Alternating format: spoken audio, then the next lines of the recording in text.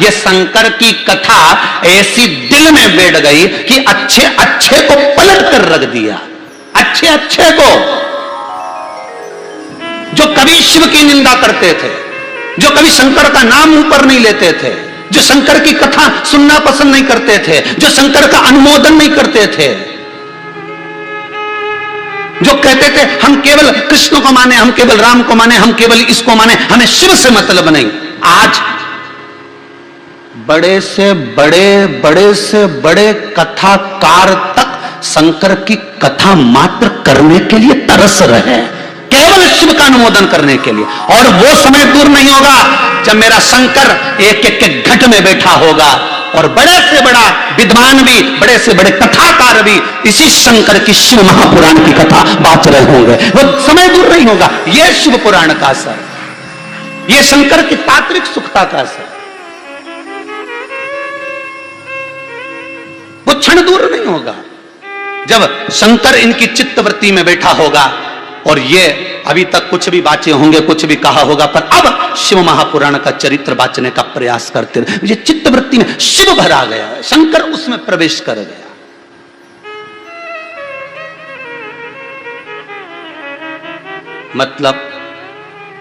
मतलब क्या? इनको गुरु मंत्र मिल गया। मतलब व्यक्ति जब पलटता है, जब शिव रूपी गुरु मंत्र उसको मिल गया। अब ये श्री शिवाय जम के बोलो नमस्तुभ्यम। आज एक कोई माता आई थी, कहां से महाराज? पटना से, घटना से कि पटना से आई थी? पटना, हाँ कहीं से भी आई होंगी। तो वो कर रही थी गुरुजी, उनको जब बच्चेदानी में कैंसर हो गया था, तो वो कैंसर बड़ा प्रबल हो गया था, तो बोल रही थी गुरुदेव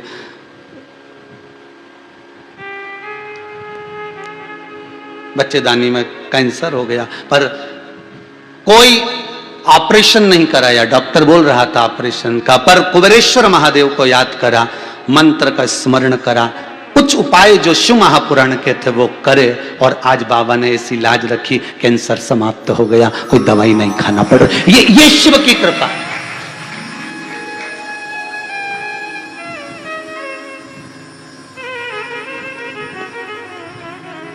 ये शिव का अनुमोदन है।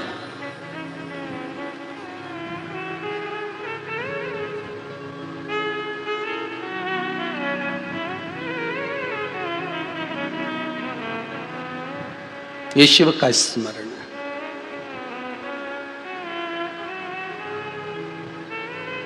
अगर वो कुबेरेश्वर धाम में वो पटना वाली माता हो ना, तो थोड़ी देर यहाँ जरा यहाँ आना, इस कैमरे के पास में जरा आइए, अगर हो यहाँ कहीं, हाँ जरा इस कैमरे के पास आ जाओ। यहाँ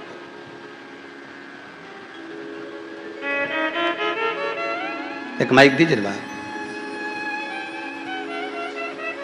यहाँ खड़े हो जाओ। यहाँ आइए।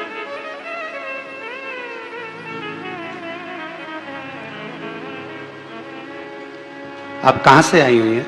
गुरुजी मेरठ से आए। मेरठ, हम पटना बोल दिए जी, ध्यान क्षमा चाहे, हमें ध्यान नहीं रहा ना कि मेरठ से आए हुए। अच्छा अच्छा, तो मेरठ में कहाँ रह रहे हैं?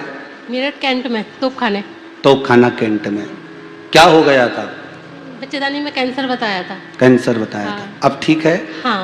अब कोई प्रॉब्लम तो नहीं है? नहीं, अब कोई प्रॉब्लम नहीं। दिसंबर से कथा शुरू करी थी सुननी, और फरवरी में कैंसर बताया था, लेकिन बाबा ने ऐसी कृपा करी कि बस बाबा को पकड़ा, ना कैंसर हो रहा ना कोई हुआ, बस आपकी कृपा है। बाबा की कृपा, बाबा की बहुत बहुत साधुवाद। यही शिव कृपा है। शंकर की कृपा बिना दुनिया में कहाँ कोई कृपा करेगा? उसकी कृपा बिना कौन कर सकता? एक दिल्ली से एक बेटी आई थी, वो कह रही थी गुरुजी कहीं जॉब नहीं था, सर्विस नहीं थी, नौकरी नहीं थी, बाबा ऐसी कृपा कर दिया, सर्विस भी लगा दी और ऐसी जगह पहुंचा दिया बाबा ने कि बस अब तो क्या कहूं गुरुदेव। ये शिव कृपा। फिर निवेदन करूंगा, जितने लोग टीवी के माध्यम से कथा सुन रहे हो, आपको एक ही निवेदन करूंगा, गुरु शिव है, शिव ही गुरु, कोई दूसरा नहीं।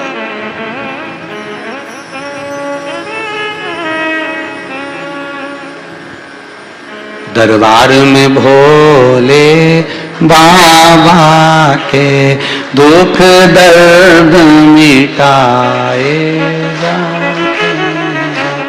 दुनिया के सताए लोग यहाँ सीने से लगाए जाते हैं, सीने से लगाए जाते। बस उसके द्वार पर हम पहुंच गए, उसकी चौखट। कालंदी जी ने एक प्रश्न कृष्ण भगवान के सामने रख दिया कि मुझे इतना सुनना है कि जिसका चेला इतना प्रबल है तो उस गुरु का गुरु कितना प्रबल होगा, वो मुझे जानना है। आप बताएंगे नाथ?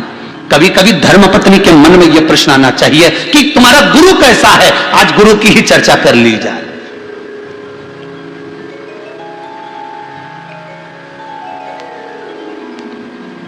आपका गुरु कितना प्रबल है।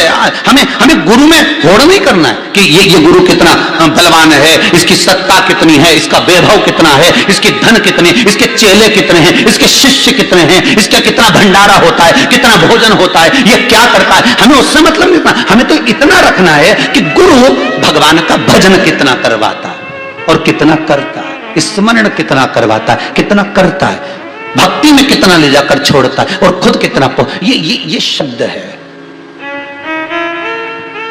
हमें उसका वैभव नहीं देखना है, हमें उसका धन दौलत संपदा सत्ता नहीं देखना।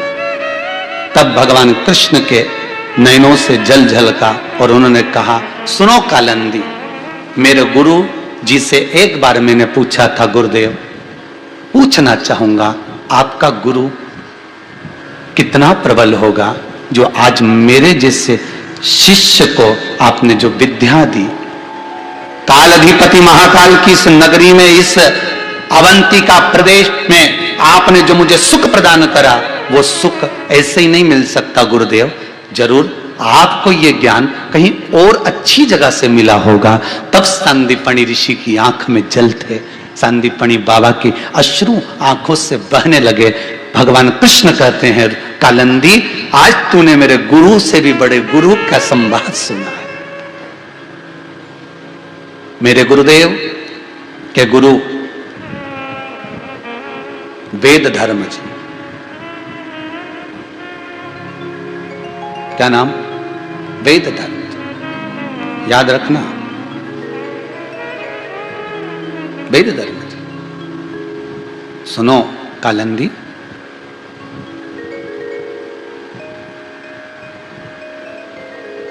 मेरे गुरुजी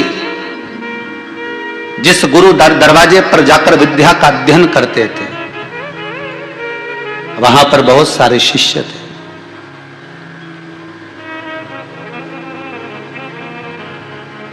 बहुत सारे शिष्य। फिर एक बार मेरे गुरुदेव के जो गुरुजी हैं, सांदीपनी ऋषि के जो गुरु हैं वेदधर्म, उन्होंने पूरी विद्या का अध्ययन कराने के बाद अपने चेलों से कहा, उस समय पर मेरे गुरुदेव का नाम सांदीपनी नहीं था, उनका नाम था सांदीपक।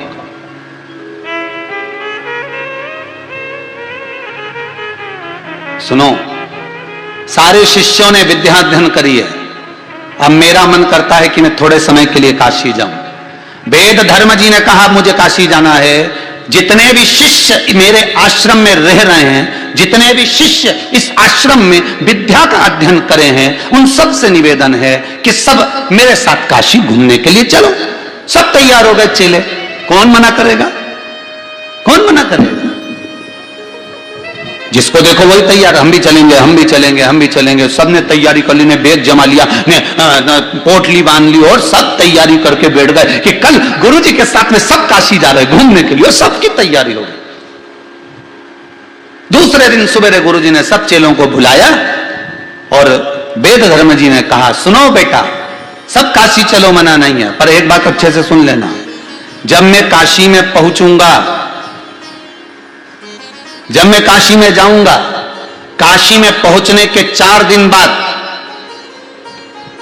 इसको कहते हैं गुरु, अपनी गति गुरु खुद बता रहा है। काशी में पहुंचने के 4 दिन बाद मैं कोढ़ी हो जाऊंगा, मुझे कोढ़ हो जाएगा और मैं आंख से अंधा हो जाऊंगा, न चल सकूंगा न फिर सकूंगा, मेरे शरीर से पीप बहेगा, रक्त बहेगा, और तुम सबको सेवा करना है मेरी, ना मैं हिलूंगा न डुलूंगा, तुम सब मेरी सेवा करना। इतने में सारे शिष्य सोचे गजब का टेंशन दे दिया। बताओ, गजब का टेंशन। अभी तो सोचे थे कि काशी जाएंगे, अब मालूम पड़े अटैची भी उठाओ, अटैची के साथ में गुरुजी के कपड़े भी धो, और धो तो धो, गुरुजी कह रहे मेरे शरीर में कीड़े भी पड़ेंगे। और सुनो, जब व्यक्ति को रोग हो जाता है, शरीर कष्ट देने लगता है, तो व्यक्ति चिड़चिड़ा हो जाता है। मैं गुस्सा भी बहुत करूंगा। अब तुम में से जो मेरे साथ चलना चाहता हो मेरी सेवा के लिए, चल चलो। एक बोला मुझे तो मेरी मम्मी की याद आ रही, एक बोला मेरे को मेरे पिताजी याद आ रहे हैं, एक बोला मुझे सपने में मेरी बहन भाई दिख रहा है, एक बोला मुझे मेरी गौ माता दिख रही, एक बोला मैं ये आश्रम खाली रहेगा कौन देखेगा, मैं इसी को देख लूंगा, एक बोला मेरे को तो जाना है, मेरी तो शादी पक्की हो गई, एक बोला मुझे तो ऐसा करना है, मैं तो वहां। सब छुट्टी मार दिए, सब चले गए, केवल एक सांदीपक बचा, केवल एक संदीपक बचा। संदीपक ने आकर कहा गुरुदेव आप चिंता न करिएगा, मैं आपके साथ चलता हूं। तुझे मालूम है शरीर में मेरे कोढ़ हो जाएगा, पीप बहेगा, कीड़े पड़ेंगे, अंधा हो जाऊंगा, देख नहीं पाऊंगा, संभालना तुझे पड़ेगा, रोटी तुझे खिलाना पड़ेगी, सेवा तुझे करना पड़ेगी, दवाई गोली तुझे करना पड़ेगी, औषधि तुझे करना पड़ेगी, सब करूंगा, गुस्सा में करूंगा, सब करूंगा। चलो, ये है मेरे कृष्ण के गुरु के भी गुरु, और ऐसे थे मेरे भगवान कृष्ण के गुरु। गुरु पद कोई साधारण में नहीं मिल जाता, सहजता में नहीं मिल जाता। ये जो सास सुनाती है ना अपनी अपनी सास की कथा बहुओं को, तो बहुओं को तो लगता है ऐसी होती थी क्या है, और सास सुनाती थी हमारी सास एक जरा सी दाल बिना बीने तो डाल दे, सारा सामान उसको बिल्कुल टाइम टू टाइम चाहिए, 8 बजे ये वो, और जरा सा चौका बिगड़ा हुआ रसोई घर ऐसी जरा सा पलेथन मलेथन गिर जाए, सास तो ये सब बोलती थी। वो तो आज की सास उन क्या बोले, और ये बहू उनको सास उन बताए तो इनको तो ऐसा लगे और कोई ऐसी सास होती थी, ऐसी होती थी क्या? पर बताए तो गुरु के गुरु भी बता रहे, ले गए और वेद धर्मा जी पहुंच गए काशी में। काशी में पहुंचने के बाद गुरु तो गुरु, उसको तो मालूम है कब क्या होना। 4 दिन के बाद वेद धर्मा जी को कोढ़ हो गया, कोढ़ी बनकर गिर गए, नीचे पड़ गए, आंख से अंधे हो गए। उनको एक छोटी सी कुटिया में रखा, छोटे से भवन में रखा, और संदीपक जी ने उनकी सेवा करना प्रारंभ करी। इतनी सेवा करी, इतनी सेवा करी, इतनी सेवा करी कि खुश।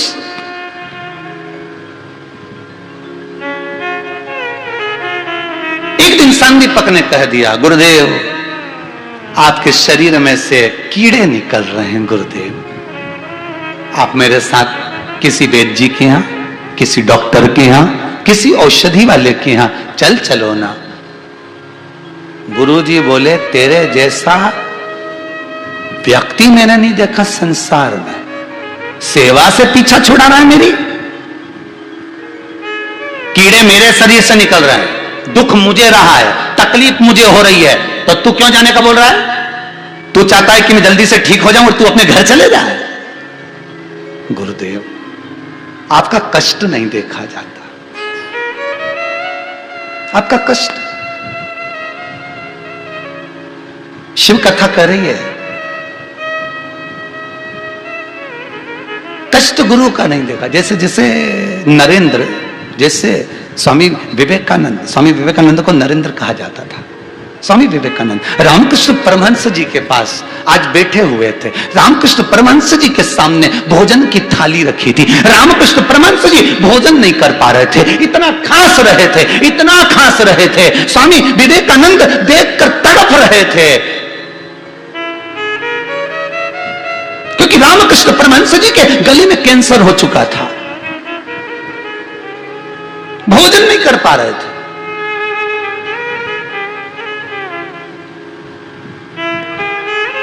स्वामी विवेकानंद देख रहे हैं, आंख से आंसू स्वामी विवेकानंद के उस नरेंद्र के नेत्रों से आंसू बह रहा है, रो रहा है। स्वामी विवेकानंद जी रोते,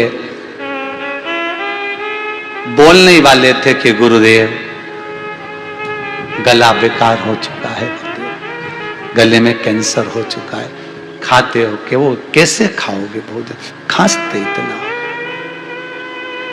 गुरुदेव कुछ बोलते स्वामी विवेकानंद, उससे पहले रामकृष्ण परमहंस जी ने नरेंद्र को बुलाया, स्वामी विवेकानंद को बुलाया। इधर आ नरेंद्र, इधर आ। जी गुरुदेव, बोल क्या बात है? नरेंद्र क्या बात है?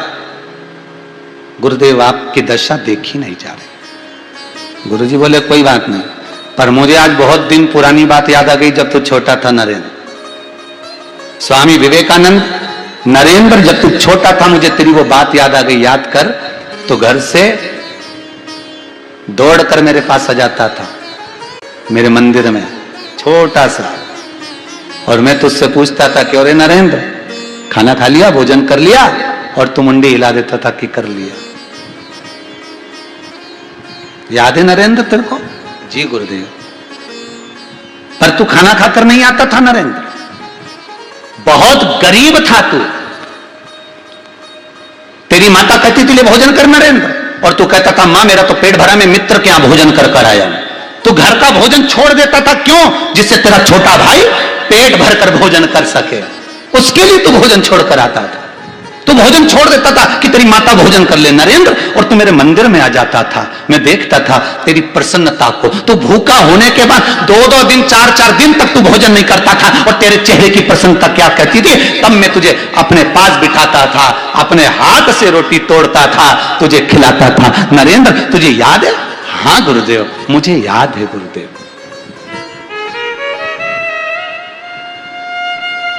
तू भूखा रहता था, मैं तुझे भोजन कराता था। नरेंद्र बोले, स्वामी विवेकानंद बोले गुरुजी एक मन में प्रश्न पहले भी था और आज फिर है। गुरुजी बोले बोल प्रश्न क्या है? कि प्रश्न ये है कि तुम मेरे मन की बात जान कैसे जाते थे कि मैं भूखा हूं? तो रामकृष्ण परमहंस जी ने बताया कि तू बता कि ये कैसे जानता हूंगा। तो रामकृष्ण परमहंस जी के सामने स्वामी विवेकानंद बोले कि आप अंतर्यामी हो, इसलिए मेरे दिल की बात जान जाते थे। तो रामकृष्ण परमहंस जी ने पूछा अंतर्यामी का मतलब क्या होता है, ये बता दे। तो कि अंतर्यामी का मतलब ये होता है कि जो अंतर मन के अंदर बैठा हो और जिसको सब कुछ मालूम है। रामकृष्ण परमहंस जी बोले स्वामी विवेकानंद से गुरु बस ऐसा ही होता है, जिस शिष्य को गुरु मंत्र देता है उसके दिल में कान के रास्ते से मंत्र देने के बहाने दिल में जाकर बैठ जाता है, और फिर उसके मन की दशा को जानता रहता है कि इसको दुख क्या है, इसको तकलीफ क्या है, इसको कष्ट क्या है, इसको क्या परेशानी है, वो जानता रहता है। गुरु होता है। अब गुरुदेव मेरे मन की बात यह है कि आप भोजन नहीं कर पाते हो, मेरे दुख इतना सा है कि आप कुछ खा नहीं पाते हो। तो इतने में रामकृष्ण परमहंस जी ने कहा स्वामी विवेकानंद, ए नरेंद्र सुना, जब मैं तेरे दिल में बैठा हूं और मेरे कितने सारे शिष्य हैं, उनके मन में अगर मैं बैठा हूं तो वो अगर भोजन करते होंगे उनको तृप्ति।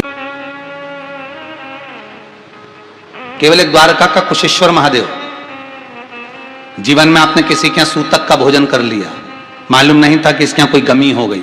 सावड़ का भोजन कर लिया, किसी के यहां बच्चा हो गया था, 10 दिन के अंदर तुमने उसके घर का पानी पी लिया। सूतक और सावड़ का भोजन यदि आपने जिंदगी में किसी के यहां करा है, किसी के यहां पर मृत्यु वाले घर में अगर आपने कुछ पानी पी लिया, भोजन कर लिया, अन्न भाग ग्रहण कर लिया, उसका दोष हमारे गरुड़ पुराण में लिखा है कि इसका कितना दोष है, कितना दोष है।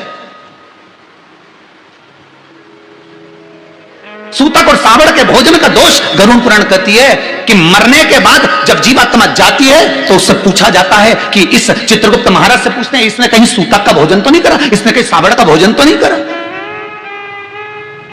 अगर सूतक और सावड़ का इसने भोजन करा होगा तो 94 नरक भोगने से पहले इसको बैतरणी में पड़े रहना पड़ेगा, डूबना पड़ेगा, बार बार गोते लगाना पड़ेगा, बार बार इसको उलझना। इसलिए कहते हैं कि कभी आप योग लगे, हमारे हिंदू धर्म में 4 धाम बताए हैं महाराज, बद्रीनाथ, जगन्नाथ, द्वारका, रामेश्वर क्यों कहे गए, इनका जो महत्व है उसको समझिएगा। कभी स्कंद पुराण उठाकर उसको पढ़िए, कभी मौका मिले तो गीता प्रेस गोरखपुर की स्कंद पुराण बोलबा उसको पढ़ो। उसमें एक एक खंड में आपको भाग मिलेगा कि द्वारका का महत्व क्या है, बद्रीश का महत्व क्या है, क्या जगन्नाथपुरी का महत्व है, क्या रामेश्वर का महत्व है, क्या हमको ये शिव लिंग की पूजन का महत्व है, ये हमको ज्ञात होगा। तो द्वारका में ये कुशेश्वर महादेव विराजमान हुए, भगवान कृष्ण की नगरी में भगवान द्वारकाधीश के पास में विराजमान हुए। उसका सबसे बड़ा कारण यही है कि अगर मान लो कोई सूतक का भोजन कर लिया, सावड़ का भोजन कर लिया, वो नरक ना भोगना हो, तो उसके परिवार का, उसके कुल का कोई एक व्यक्ति भी अगर कुशेश्वर महादेव पर एक बूंद जल भी चढ़ाता है तो कहते हैं उसकी 7 पीढ़ी के लोग अगर बेतरनी में पड़े हों तो उससे मुक्त होकर बैकुंठ चले जाते हैं। ये कुशेश्वर महादेव, ये कुशेश्वर महादेव है, ये कुछ साधारण नहीं।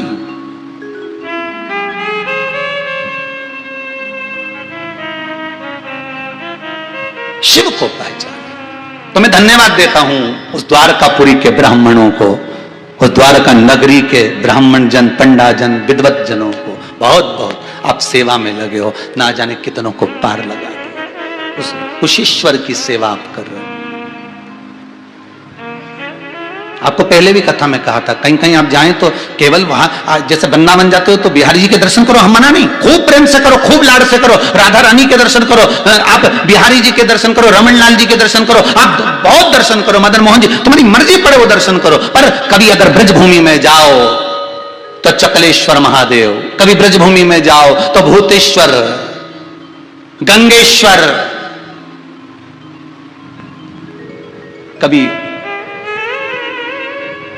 महाराज आप अगर जाएं तो मोहिनीश्वर, आप भगवान शिव के स्वरूप का दर्शन ब्रजमंडल में जाओ तो एक शंकर जी का लक्ष्य लेकर जाना। अब की बार जा रही हूं तो भूतेश्वर जरूर जाऊंगी, अब की बार जा रही हूं तो चकलेश्वर जरूर जाऊंगी, अब की बार जा रही हूं तो मैं भगवान का जो मोहिनी स्वरूप भगवान ने धारण करा था, बड़ा सुंदर गोपी रूप धारण करा था, वो गोपेश्वर का मुझे दर्शन करना है। बिहारी जी का दर्शन करने जाऊंगी तो गोपेश्वर जरूर जाऊंगी, मैं अगर वृंदावन जाऊंगी तो भूतेश्वर मथुरा जरूर जाऊंगी, मैं अगर गोवर्धन जाऊंगी तो चकलेश्वर जरूर जाऊंगी। एक शंकर का लक्ष्य लेकर जाना, आपकी वो यात्रा खाली नहीं रहेगी। मेरा ओघड़ दानी इतनी झोली में खुशी भरकर भेजेगा कि आपसे समेटी नहीं जाएगी। आप जिस जगह पर जाओ वहां शंकर का अगर अनुमोदन कर रहे हो, आप जिस भूमि पर, जिस जगह शिव का नाम नहीं होता वो जगह नष्ट कर दी जाती है। शिव महापुराण में दक्ष प्रजापति जो यज्ञ कर रहा है, दक्ष प्रजापति जो यज्ञ रचा है, उस यज्ञ में शंकर का स्थान नहीं है, उस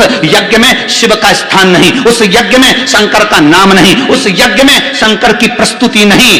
तो वो यज्ञ का क्या हुआ आप सब जानते हो। क्या हुआ था उस दक्ष प्रजापति के यज्ञ का, वो यज्ञ नष्ट हो गया था। सती मैया अग्नि में कूदकर भस्म हो गई थी। कारण क्या था भस्म होने का? शंकर नहीं था वहां, मेरा शिव वहां प्रस्तुत नहीं था, वहां मेरा शिव नहीं है।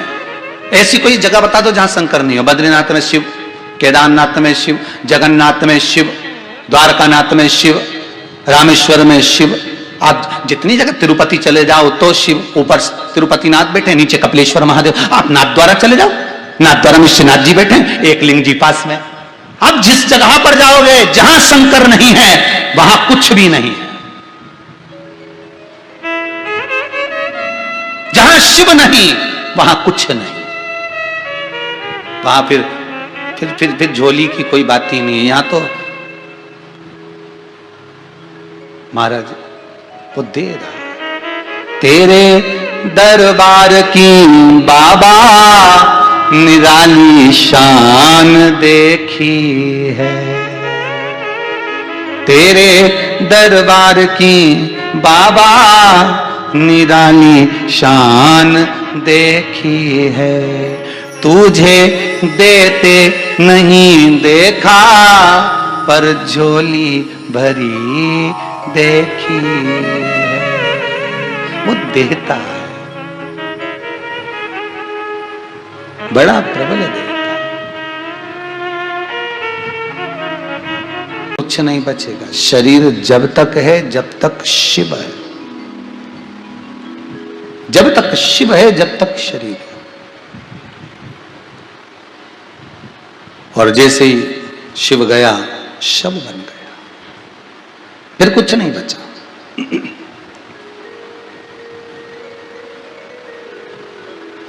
सर्वस्व शंकर। दक्ष प्रजापति ने यज्ञ रखा, उस यज्ञ में सबको बुलाया पर शिव को नहीं। अंत में वो यज्ञ क्या हुआ? सती मैया उसमें जलकर भस्म हो गई, पूरा यज्ञ विध्वंस हो गया, युद्ध हो गया, सब मारे गए। यहां तक जो जजमान था हवन करने वाला, उसका भी सिर कट गया, अग्नि में जाकर गिर गया। सारे देवताओं ने जब शंकर जी को वापस बुलाया तब यज्ञ समाप्त हुआ। यज्ञ करवाया, जजमान को बकरे का मुख लगाया। दक्ष प्रजापति को किसका मुख लगा? बकरे का।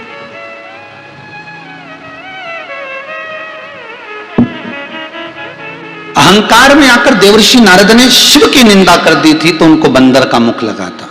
निंदा भगवान विष्णु ने सुन ली थी तो उनको घोड़े का मुख लगा था, हयग्रीव अवतार हुआ था। जरासा निंदा दक्ष प्रजापति ने कर दी थी, इसलिए बकरे का मुख लगाता है। सावधान कथा सुनने वालों, सावधान। जितने आस्था के सामने बैठे हो, जितने मोबाइल पे सुन रहे हो, जहां बैठकर कथा सुन रहे हो, सावधान रहना। अपने मुख से शंकर की कभी निंदा ना हो, इसका ध्यान रखना।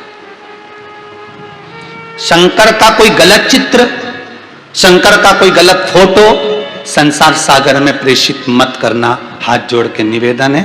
सावन का महीना आ रहा है, लोग भगवान शंकर को चिलम पीते हुए बताते हैं, गांजा पीते हुए बताते हैं, चरस पीते हुए बताते हैं। मेरा शंकर ऐसा नहीं था। जो शिव ने पिया वो क्यों छुपा रहे हो, और जो नहीं पिया उसको क्यों दिखा रहे हो? ये हिंदू धर्म को बर्बादी की ओर लेकर जाने वाला है, ये नष्ट करने वाला है। मेरे शंकर ने विष पिया था और जगत को मालूम है, इसलिए पूरे विश्व में यह प्रचार करो कि हमारे हिंदू धर्म के अंतर्गत जो देवता हैं वो विष पीने वाले होते हैं, विष उगलने वाले नहीं। पूरे भारत की भूमि पर किसी भी जगह पर कभी कोई घोषणा नहीं होती, कोई जयकारा नहीं होता। केवल हिंदू धर्म के जितने मंदिर हैं वहीं पर किया जाता है विश्व का कल्याण हो। ये विश्व का कल्याण हो। एक एक धर्म के जितनी भी ठिकाने हैं केवल हिंदू धर्म के मंदिर में क्यों बोला जाता? बाकी के धर्म के ठिकानों पर भी बोलो। जितने जितने अन्य धर्म के ठिकाने बने वहां पर भी आवाज लगाना चाहिए, वहां पर भी माइक में बोलना चाहिए विश्व का कल्याण हो। एक बार बुलवा के तो देखो। केवल अगर बोलता है तो हिंदू ही बोलता है, केवल अगर बोलता है तो केवल धर्म ध्वज ही बोलता है। इसलिए मेरे भोलेनाथ को बदनाम मत करना कि तुम गांजा पीता फोटो लगाओ, न चरस पीता फोटो लगाओ। अगर फोटो लगाना है तो विष पीता लगाओ। कि शंकर भगवान ने विष पिया था तब तो माने, पर अपने ही धर्म को अगर तुम बर्बाद करोगे तो कहां जाओगे रे? फिर तेरा क्या होगा रे कालिया? विचार तो करो, होना क्या है? हम हमारे धर्म को नष्ट कर दिए, कहां का तरीका है? किसी ने फोटो भेजा भगवान शंकर का चिलम पीते हुए, इसने तुरंत लगा दिया। एक काम कर, शंकर कौन? जगत का बाप। अब एक दिन तेरा बाप अगर पिए, समझ गए, वही बोतल उसका फोटो खींच के लगा दे व्हाट्सएप पे, डीपी पे, स्टेटस में, जमाने खुद का छुपा के रखना। और जिस हिंदू धर्म को आगे बढ़ाना उस हिंदू धर्म को बदनाम करना, ये कहां की तरीका है? धर्म की जय हो, अधर्म का नाश हो, प्राणियों में सद्भावना हो और विश्व का कल्याण हो। यह विश्व का कल्याण मेरे भारत के संत, साधु, सन्यासी, तपस्वी, ब्राह्मण केवल एक ही घोषणा करते हैं। सुबह सुबह से उठेंगे, आरती करेंगे, पूजन करेंगे, घंटी बजाएंगे, दिया लगाएंगे, अगरबत्ती लगाएंगे और एक ही बात कहेंगे, धर्म की जय हो, अधर्म का नाश हो, प्राणियों में सद्भावना हो और विश्व का कल्याण हो। क्यों कहते हैं भारत को विश्व गुरु? क्योंकि यहीं से तो विदेशियों ने संस्कार लेके गए, यहीं से लेके गए। उनके संस्कार तुम लिया, इन्हें फटी हुई जींस। उनके संस्कार तुम लेकर आ गए, खड़े होके भोजन करना, हैप्पी कट। उनके संस्कार तुम लेके आ गए और उन्होंने तुम्हारे संस्कार ले लिए नीचे बैठकर भोजन करना, आसन लगाकर, तिलक यहां से यहां तक, गीता का पाठ करना, पूरे वस्त्र धारण करना। तुम तो पिन भी लगा लेते हो, वो तो पिन भी ना लगाकर साधारण वस्त्रों को धारण करना, धोती बगलबंदी पहन। तुम्हारे संस्कार उसने। हमारे यहाँ की बेटियों को मस्तक पर बिंदी लगाने में शर्म आती है। कभी इस्कॉन में जाकर देखिए, उन मंदिरों में, राधा कृष्ण मंदिर में, कभी इस्कॉनियों के मंदिर में, वहां विदेशी भी यहां से यहां तक तिलक लगाकर गौरवान्वित महसूस करते हैं। उनको गौरव उत्पन्न होता है कि हमने तिलक लगाया है, हमने बिंदी लगाई। और हमारे यहाँ की बहुओं को सास कहते बिंदी लगा ले तो तुरंत आग बबूला हो जाए। अभी तो शीतला माता थी, थोड़ी देर में जगदम्बा हो जाए।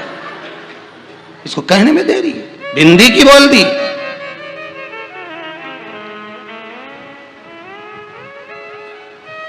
बड़ी बड़ी, मैं चाहे सूट पहनूं, मैं चाहे बूट पहनूं, मेरी जी। तो सास भी कहते चाहे तू चूल्हा में जाए, चाहे तू मायके जाए, मेरी उसको कहीं करना जय। ए सुधरो तो सुधरो, नहीं तो सिद्धरो। सीधी सीधी बात है। सीओर वाला महाराज थोड़ा कड़ला कड़ला बोले, इसलिए लोगों को थोड़ा समझ में नहीं आए, परंतु भले नहीं आए, परंतु अपन तो ऐसी बोले जैसी बोले, क्योंकि अपने को मालूम है ये जो इंजेक्शन, नहीं तो ये कोरोना की जो बीमारी की दवाई तो कोई भी बना लेता गोली, पर गोली असर ही नहीं करे, तो इनने सीधा टीका लगाया, इंजेक्शन। एक बार दो बार लगेगा नहीं तो फिर अब तीसरी लेयर भी आ जाए तो कोई दिक्कत नहीं, तुमने 2 बार डोज ले लिया हो, अब तुम चिंता मत करो, क्योंकि तुमने सुई लगवा ली, तुमने टीका लगवा लिया। टेबलेट से काम नहीं चले, तो इनके मालूम है कि ये टेबलेट से काम नहीं चले, शिव महापुराण तो सीधा सुई है, इंजेक्शन, टीका। एक बार लग गया नहीं तो ठीक।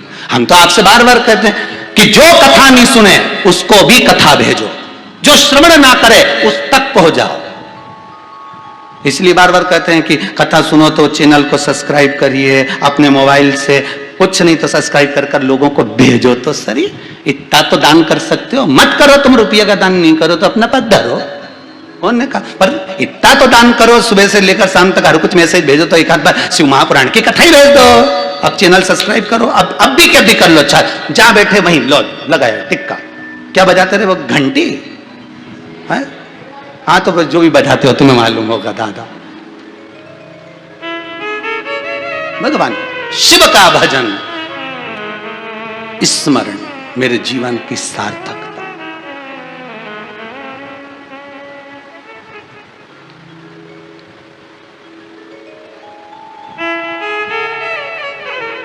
ये जीवन की सार्थकता। बस दक्ष प्रजापति की सभा में सती मैया जो कूदकर भस्म हुई, शिव नहीं थे इसलिए। जिस जगह पर शंकर नहीं है, जिस जगह पर शिव नहीं है, उस जगह पर सुख नहीं है।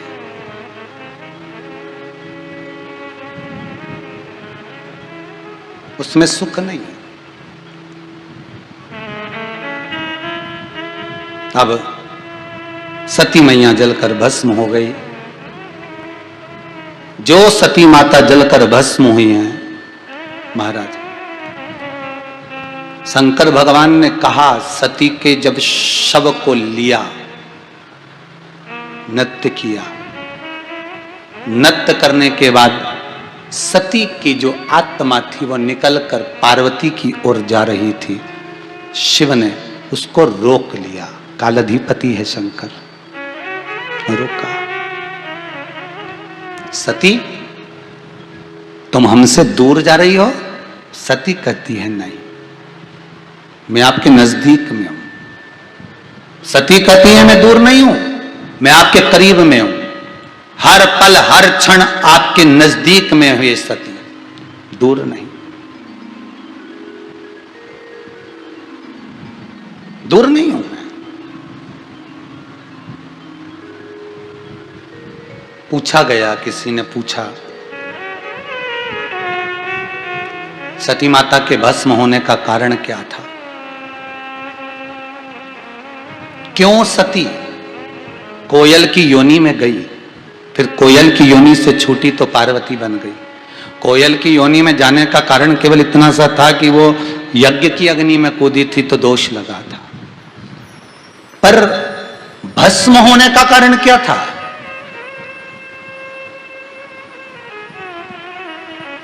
क्या पड़ी थी भगवान शंकर को कि शादी होते से कुंभज ऋषि की कथा सुनने चले गए? शादी होते से तो लोग कजन कहां घूमने जाते और भगवान शिव कथा सुनने जा रहे हैं।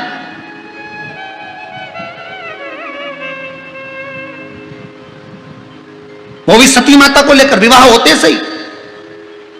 किस लिए? क्योंकि जिस समय माता सती और शंकर का विवाह हो रहा था, जिस समय पर शंकर और सती का पाणी ग्रहण संस्कार हो रहा था, जिस समय पर शिव और सती के मंगल भावर डल रही थी, जहां शिव और सती की मंगल भावर डल रही है।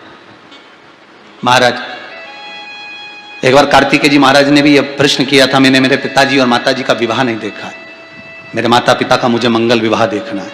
श्रीशैलम मल्लिकार्जुन, पूरी भारत की भूमि पर केवल एक ज्योतिर्लिंग ऐसा है, मल्लिकार्जुन श्रीशैलम, जहां शंकर भगवान की रोज की शादी होती है। कहां पर? जम के बोलिए। श्रीशैलम मल्लिकार्जुन।